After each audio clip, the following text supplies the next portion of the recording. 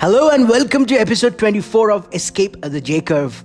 Thanks for tuning in, and today we continue our interview with Jishnu Dasgupta. It's a continuation from yesterday's episode, and today we sort of get a window into how Jishnu thinks, how he is not entitled at all, and he looks at each skill as a continuous improvement process, and he works at it every day to become good at it. That's a very important skill set. That's a very important mindset to have. We also go into other important topics like how important it is to know how to persuade or influence people and how to find out what people really want. There are some external motivations, there are some internal motivations for people doing something, and the internal motivations are not clear or obvious right away. It's a very, very good episode. It's filled with a lot of value. I hope you enjoy it. Please tune in. Thank you.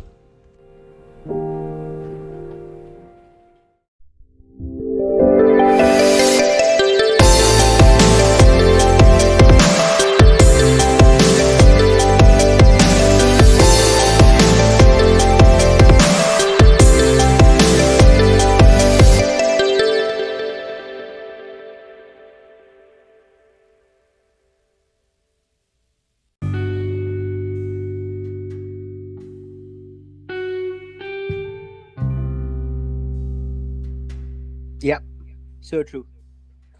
So I also wanted to get into this. So from speaking to you, it's clear that your set of ideas are very different from most of the people around me, right? So just in to what be way clear, specifically? In what way? so every ways, for example, the way you think about your career, the way you postpone fulfillment later on, delayed gratification, and so many things. So just wanted to ask you if you were exposed to these ideas somehow very young, starting on, or it was by accident. Because what I fear is people who are stuck in their realities, who want to make a change, they are not exposed to these ideas. They're in their own echo chamber of people who think in a similar way. Do they go out of their way to learn these ideas, or there's a possibility that it might happen to them by accident?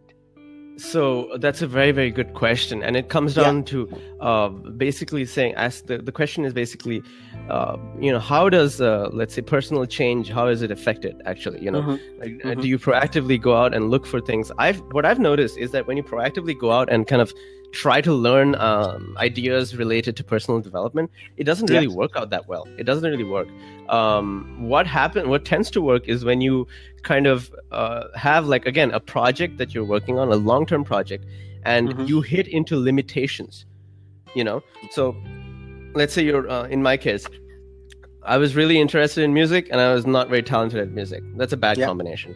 That means a lot of frustration. Now, every time I get frustrated, I have a choice that, okay, should I keep trying this? And I think that fundamental choice, so in my case, I decided to keep trying it. And when you decide to keep trying it, then you have to rationalize the fact that you're still trying it. It was funny because a friend of mine actually asked me, is like, why are you, so passionate about, let's say, music? And I said, the reason I'm passionate about music is its back rationalization. That's why I'm passionate about music. It's because I've done it so much. I have to rationalize that I'm passionate about it. Otherwise, it doesn't make sense to me.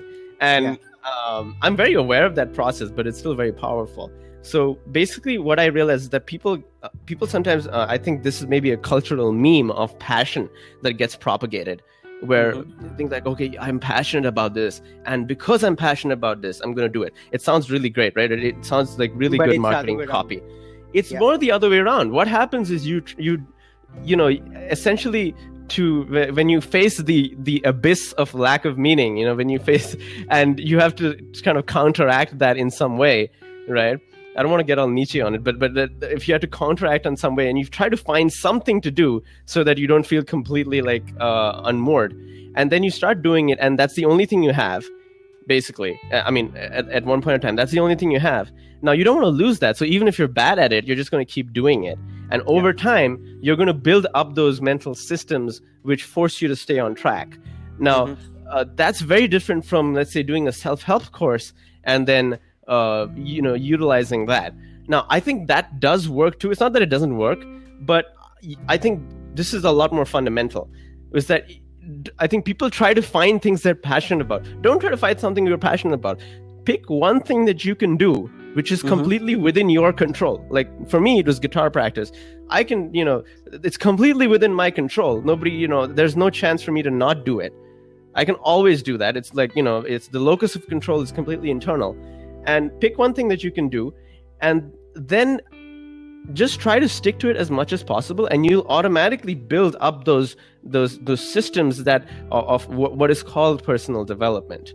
Instead of like trying to learn something, or instead of saying, "Hey, I'm passionate about this." No, don't worry about whether you're passionate about it. The passion will come just do it, as a back rationalization. Your brain, because of commitment and consistency, your brain's going to back rationalize all these things like passion.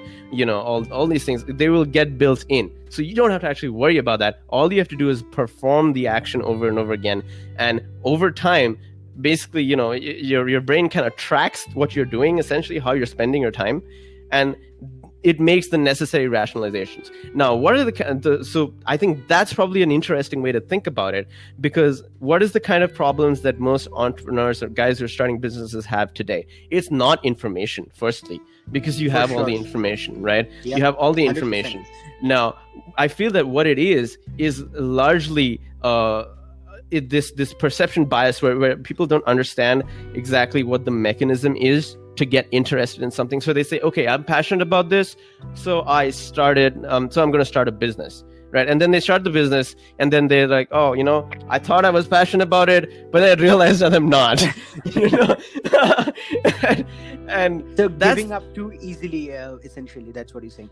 Because when you do that, you're not respecting the process that it takes time to build passion. Passion is something you earn.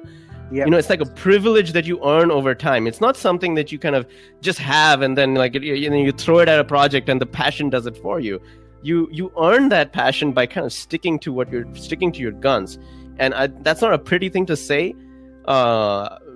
Primarily, I think because when you talk about passion, it's easy to get people into a buying state when you talk about passion. I've done sales jobs, so I know everything there is to know about buying states. So, when you talk about passion, the more that you talk about, like, how does it feel to really enjoy it and to really, that feeling when you're totally in the zone. And when you get people into that state, they're more likely to buy from you, to be very, very honest. And that's why passion as a meme in the Richard Dawkins sense is so prevalent, I think, in society, is because it's such a good way to sell things. But really, instead of passion, if you kind of replace that with a much more old-fashioned word, let's talk about duty, a word like duty, which doesn't get mentioned at all. What if when you started your business, okay, when the guy's listening to this, let's say you start your business, you want to start your business, okay, and you tell yourself that it is my duty to follow this up, whether it succeeds or fails, it is my duty to follow this up. How are you going to treat that? You're going to treat it very differently.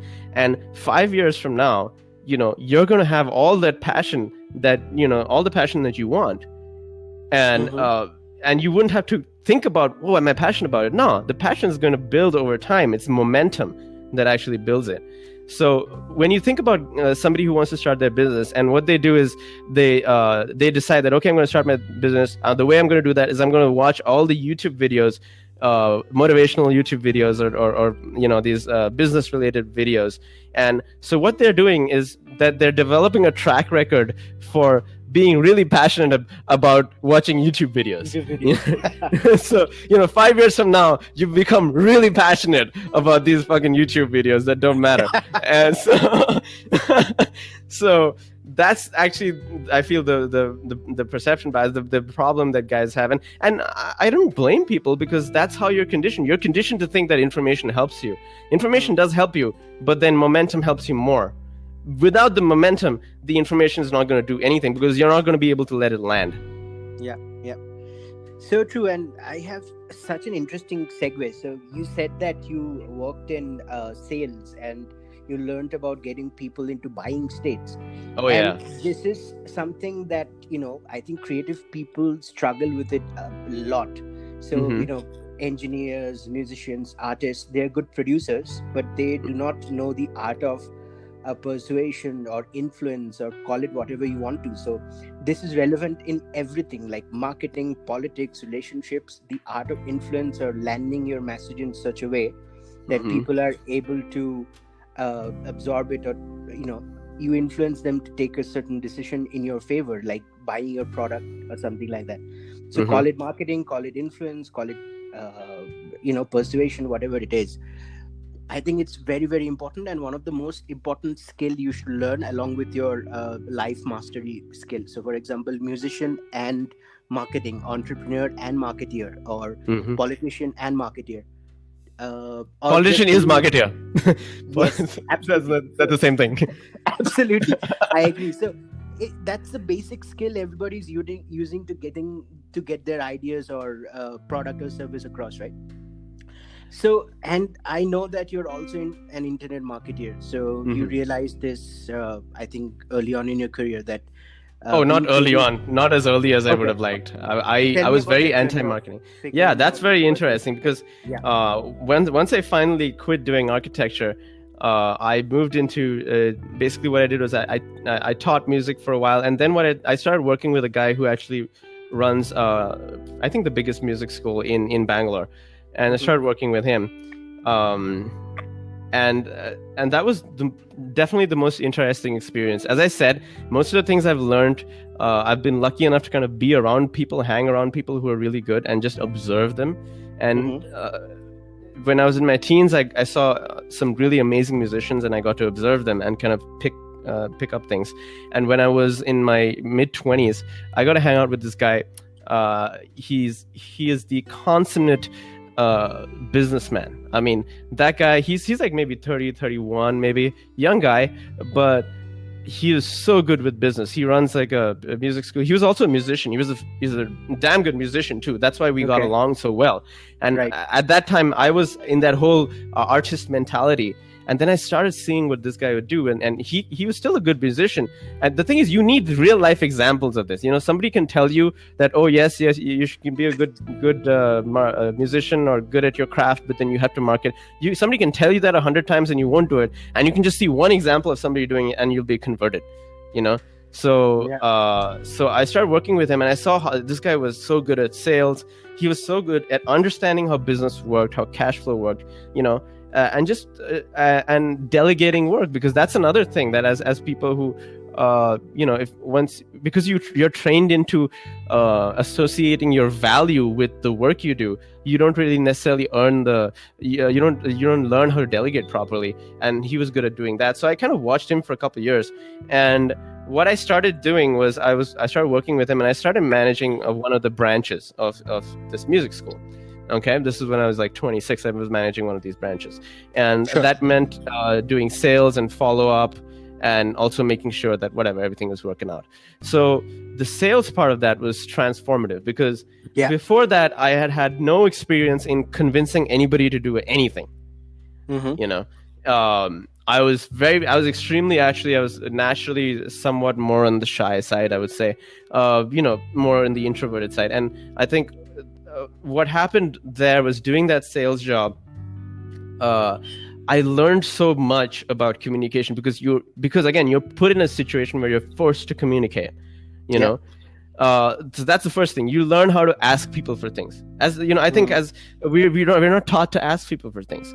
Then you learn how as you work this job, right, over the months, you start seeing patterns. I think the only skill you need is just be good at recognizing patterns. So then you start seeing patterns. For example, sometimes what I noticed was that if I started giving people features and benefits of joining this course versus that, it was a very hit or miss thing.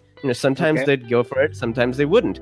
And then I started noticing that if I asked questions before going for the actual sale, which is basically so important. Just let me add my 2 cents there. So most inept marketeers. They put the features and benefits of the product. Nobody cares about the product or its features and benefits. People care Absolutely. about what the product will do for them. Exactly. So yeah, go on. For them specifically, which is not the same as a benefit, because benefit is a generalized kind of demographic kind of projection that you have, right? Benefit. But what people are actually, what they respond to is their criteria, I would say. Do for me. Yeah. Exactly. Now, what, for example, when I started asking questions, because I was very hit or miss, and and the cool thing with sales is that you get instant feedback on whether what you're doing is working or not. Absolutely. There's no delay. With building a business, sometimes it's difficult because you work on something for 2 years and then you get feedback that, oh, it didn't work.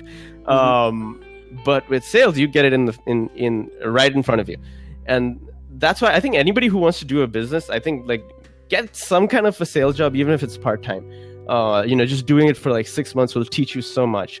Now, what I started doing was then asking questions. Okay, like when I realized that, okay, just pumping out the features and benefits for the prospect is kind of a hit or miss. And in many cases, once you miss, then it's really difficult to loop back and then try again. Yeah. So cool you learned that so early. Yeah. And so what I learned is, okay, let me, instead of saying this will help you in this way, let me just start asking them, okay, you know what, like what's important to you about let's say joining this course, and then you start seeing this whole, this Pandora's box of intentions. Because what happens, so whenever you go into any field, you have these preconceptions of why people are why people will buy from you. Okay. So I was a musician. So, when I started doing sales in a music school, my thing was, the people want to come here and learn music because they want to be better musicians. Wrong. They don't want to do that at all. They want to do other things. They want to please somebody in their family. They want to feel cool about something. They want to, if it's a parent signing their kid up, they want to compete with other parents in their group. There are all sorts of like these motivations that start unpacking themselves. And the worst thing you can do is go into a field. Let's see. Yeah, I mean, you brought up a very important point. So you said there are all sorts of motivation, and there are actually 8. Why human beings do what they do. So, most of them is to bring more pleasure, avoid pain, look cooler in front of others, compete with the Joneses. These are the motivations of people doing things, not because they want to learn music. Absolutely. Generally. And as a model, I think what you're talking about, primary driver emotions, right? Yes. So the thing with PDEs is that it's a great model. However, it doesn't necessarily tell you specifically in that particular niche what the motivations are, because it changes from niche to niche, right? And from person to person. So in a particular niche, the first thing I think it's important to do is, for example, let's say you want to sell a particular service. Let's say it's a business service. The first thing you got to do is go out and talk to 10 people in different fields, who you think might be your potential customers, and then ask them, instead of telling them what you're selling, ask them what they want. Ask them like what outcome they want. Now, you have to keep in mind that sometimes, in most cases, people don't have a specific outcome, actually. They're not very sure because, again, you're the expert, they're not the expert. So, but they'll give you a rough outline of what they want. And it's your job, it's the first job that you have as when you're selling something, when you're a service provider of any sort in a business service, is to chip away is to take that block of marble, which is what they say they want, and then chip away at it and try to find and to carve it into something which makes sense.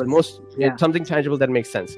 In most cases, people don't know what they want. So I learned that in the sales job, and you see, and what I realized is that it's important to start asking questions. Now, it's also important for me to tell you that I completely forgot all these things that I learned, and I had to relearn them. So I'm not going to tell you that I learned this and it stayed with me forever. No, most things actually don't. Like most things, what happens? You learn something, you have an epiphany, then you forget it. That's kind of how it works. So, but that was a really good initial experience. And the main thing I learned was qualification as a technique. As I learned that the qualification, you have to qualify your interactions in any kind of business setting. You have to qualify the interaction. The other thing I learned is the buyer-seller dynamic, is that whenever you go into an interaction when you're providing a service, now, is it that you're the seller and that you have to sell the service to this person and they're going to make the decision on whether to buy it? Or are you the person who makes the decision whether this person is fit for your services or not? I think that basic dynamic of how you position yourself with respect to the person who consults with you, is very important, because it sets the tone for the entire relationship after. If you sell to somebody on the initial interaction, you're going to be selling to them throughout the entire relationship. Okay. So Can those you are the unpack the idea of qualification a bit more? Absolutely. Qualification at the very basic level. Yeah. Here's the dilemma that I'm going to tell you in context, in the real world context, in terms of a sales job. Sure. Okay. In terms of sales job, what happens is initially you have this basic script of what you're going to sell. You blurt that out a couple of times, and then you see you're losing people. Then what you do, you realize that, okay, let me be more cautious. It's very natural. It happens very naturally. Once you've lost like 20 prospects, you'll do this naturally. You don't have to learn from a course because you get cautious and you start asking things like, okay, so what is it that you're looking for? And that's a first step of qualification, where you have to understand.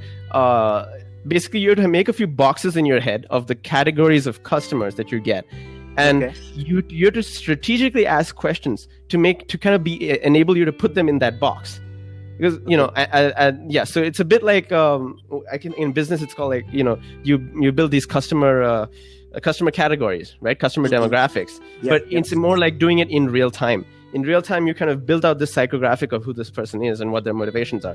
Now, so first you ask these initial questions which kind of elicit what that person is. Now, as you do that, you can build a model inside your head of, okay, this is where they're at, and this is what they respond to. Everybody will respond to slightly different triggers. You have, some people will respond very strongly to authority triggers. When you say we are, when you give them the best in the market, or rather not even the best in the market, when you just say that you worked with famous people, even if you've done nothing, even if you've done nothing, maybe you just had one free consult with a famous client and you never got anything out of it. But you can say, we've worked with these people, and it's technically true, and they respond to authority.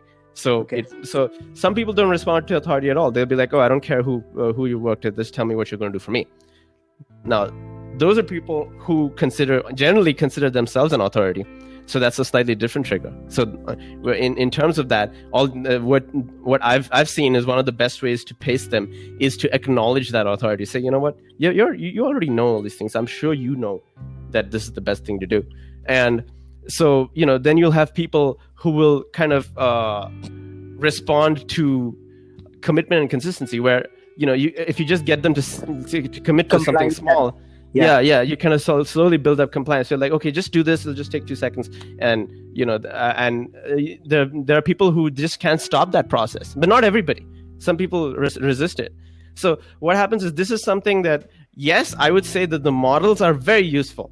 I think the sales models of the PDE model is really, really useful. But then you have to go out in field and really test it. And then you'll start seeing what works. A, what works for the customers you're working with, for your prospects.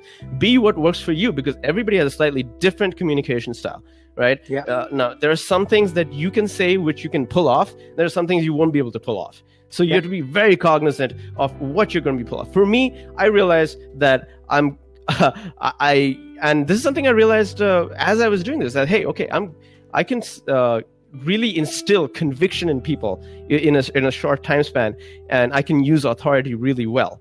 And most of it is true. So, it again, like when what you're saying is true, it makes it more convincing. And also, because I understand this mechanism of qualification, I can kind of lead the prospect down a path where their ultimate conclusion is, hey, this person is telling me exactly this, giving me exactly what I want. Right? Because it's not it's not complicated. All I did was I threw away the features, the generic features, benefits, and list. And then I started focusing on the specific, let's say, niche audience needs. I see this now as I got into marketing later. I'll talk about this more. Is I saw that the biggest, one huge problem that internet marketers do is they try to sell people internet marketing services. Nobody fucking cares about your internet marketing service. So like they don't give a damn. Nobody cares about the backlinks that you can make or the GMB profile that you can make. They don't care. They want like a customer. They want to 20% uplift in their top line. Yeah, and yeah, exactly. They want to look more significant. They want to have a certain company image. Like these are the things they want. They don't care about you can be using a unicorn or you can be using a Google Maps for business. It doesn't matter. So that's one of the main things that I saw getting into marketing as a problem. And in fact, that's a problem that I'm working on fixing with the services that I'm going to be offering with the company that I'm starting up now. But moving back to the sales job, yes, I think everybody listening to this, if you want to start out a business, if you want to do your own thing, yes, one project is your mastery project. Do something that you're good at and that you can continue doing that's under your control. That develops discipline. You have to have discipline because I don't care how easy people say it is to start something. In my experience, maybe I'm just not talented, but in my experience, it's actually pretty hard. It's pretty hard to do. Even small things are not very easy to do. That's what I've personally seen. So, and generally anything that whatever time projection you put to a project, it's usually going to take like 2 to 3 times that time. So the first thing you cultivate is discipline. The next thing you cultivate is being that slightly Socratic questioning method. That way to question, to ask people what they want, so you can start building a model inside your head of what people respond to, and you can start then seeing. What it does. It builds these. I think it's a bit like unsupervised machine learning or something. You don't necessarily have a concrete model, but basically you develop your intuition over time of what works. Sure. So that's the second thing.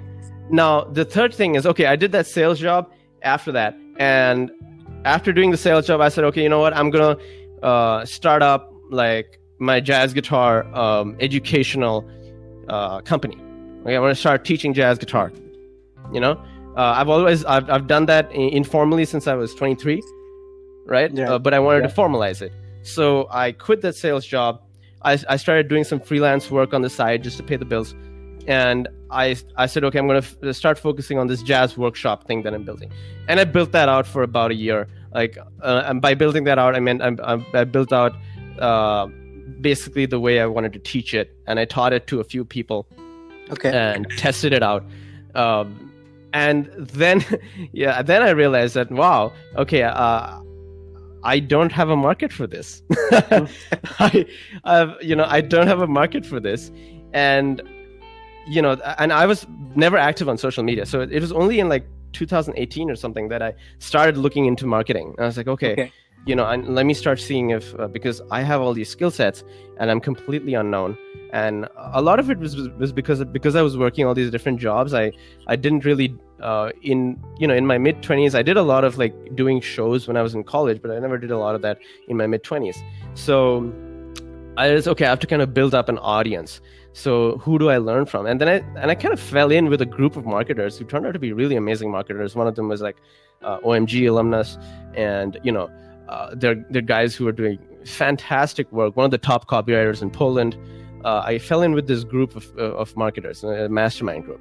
And it was funny because I was the only musician there. I had zero knowledge or information or anything. I don't know anything about marketing. I thought marketing is, because sales I could understand. It's a one-to-one thing where you kind of get somebody to comply to you, essentially.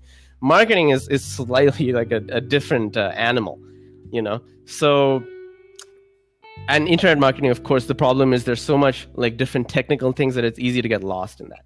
So I got into that group because I was like, hey, I'm a musician.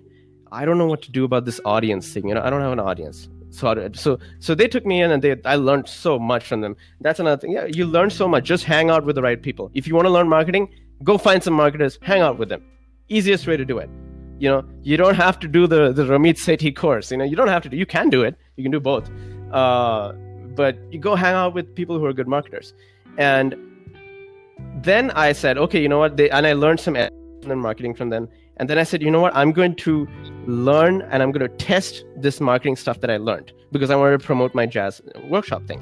So I basically what I did, and what I said is, I'm going to make sure that I can market this stuff regardless of whether there's of what you're trying to sell. Exactly. So I made a blank web page. I made a blank website, and I ranked that. And it took me a couple months, and I ranked that number 1 for jazz guitar lessons or something in Bangalore, in jazz guitar in Bangalore. I think it's still in page 1. I haven't worked on it for a year now. And then it was such a shock, because here's the thing: until you do something like that, it's not real to you. You know? Yeah. It's not real to you. And once you do that, especially if you come from a background like I did, where I had no knowledge of what marketing was, it really shocks you. And you realize that the reason the people who are famous, quote unquote, or the people who are influential is not because of their content. It's because of their marketing. You know, and you can only realize that on the job. You can only realize that, like, you will realize that so sharply when you do something like what I did, where I actually rank something without content, and then you realize, oh my God, this is like a separate game in itself. And that's when you realize it's a completely it's basically it's almost like this red pill blue pill stuff. You kind of take the red pill in terms of content, you know, and you realize that there's this whole like underworld of how people basically become influential, how people get traction, how people get buzz and get virality. And when I did that, this was I think like early last year, then I realized, oh my God, this is ridiculous. And then I also realized why. So as a jazz musician, I started getting some audience. I started making, I started doing what every musician in the digital age does. I started making videos on Facebook and content and all that. And I was getting some traction with that.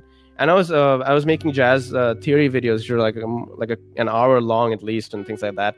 And what I realized is that one thing that I would like to add here is, I think, so making content on YouTube is great, but what the algorithm promotes is a clickbait title exactly shocking thumbnail. So absolutely.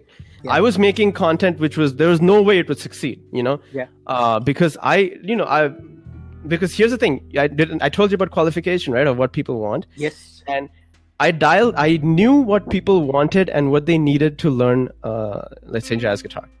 Okay, I knew what they wanted. They needed the thing to be simplified as much as possible. So what I did is I made a series of about 7 videos. Each of them was almost an hour long, which covered one different aspect of it. And basically, if you take all those 7 videos, you're kind of set for the next 5 years, essentially. You know, you're set for the next 5 years.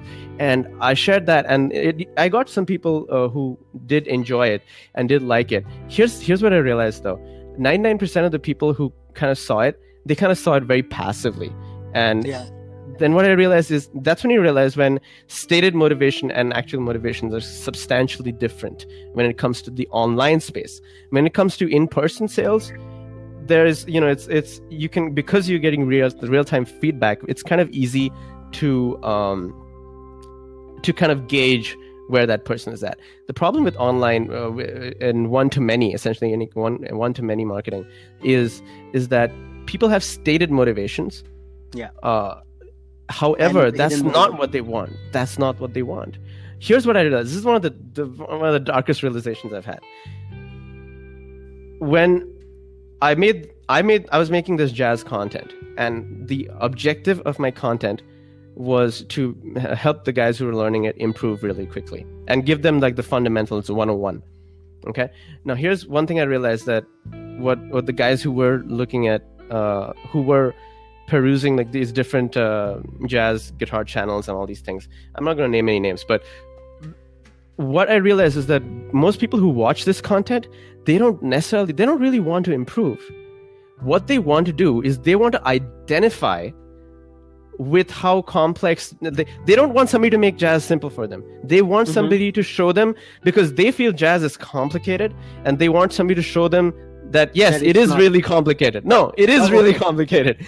They want to see. Yeah, that's what I realized. That they want to, so that they don't have to do it. Is that what you're saying? So that it justifies the fact that they're not actually practicing and shit. Because most people, their problem is not the content. Again, their problem is not the content. Their problem is they're not consistent and disciplined, right? However, they don't want to admit that, right? So that kind of gets pushed under the rug. Now, if you push that under the rug, then you're going to look at what their core belief system is, okay, jazz is complex. Now, then you have one person telling you it's not complex, one person telling you it's complex. Now, here's the thing. The guy who's telling you it's complex has really great marketing.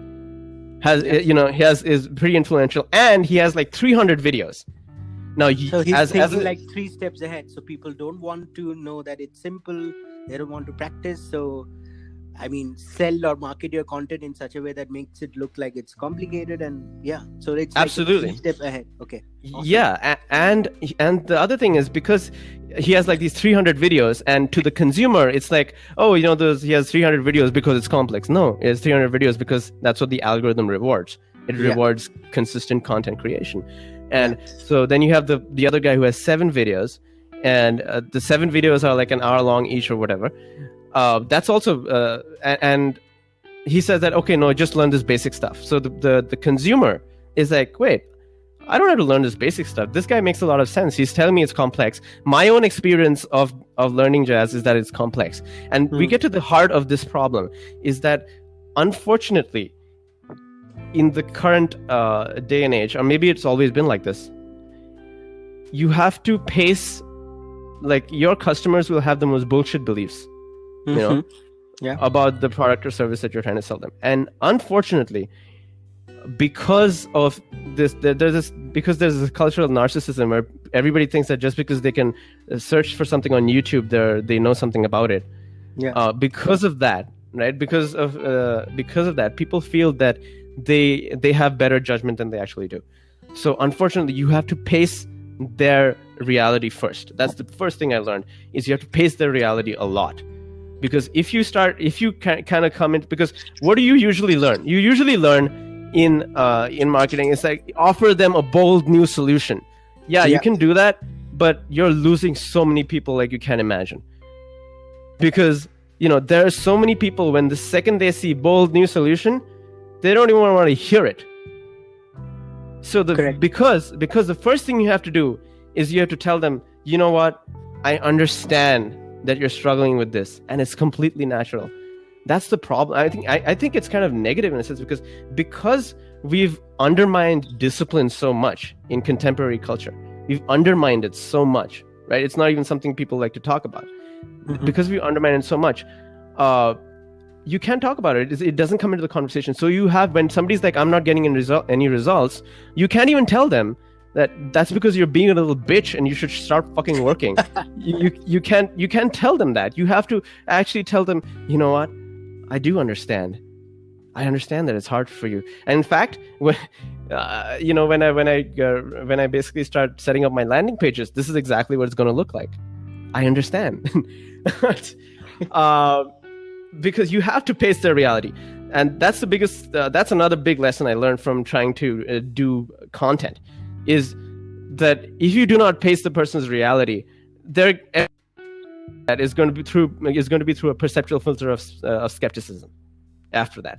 Because because one of the differences between online marketing and in person, because you can show them the results right there. It's so they get put in the spot, right? They can't pretend to be an expert in real life, but online anybody can pretend to be an expert. So when people, let's say you're starting a YouTube channel and somebody checks out your YouTube channel, their first emotion is going to be one of, let me judge this, even if they're in no position to judge it.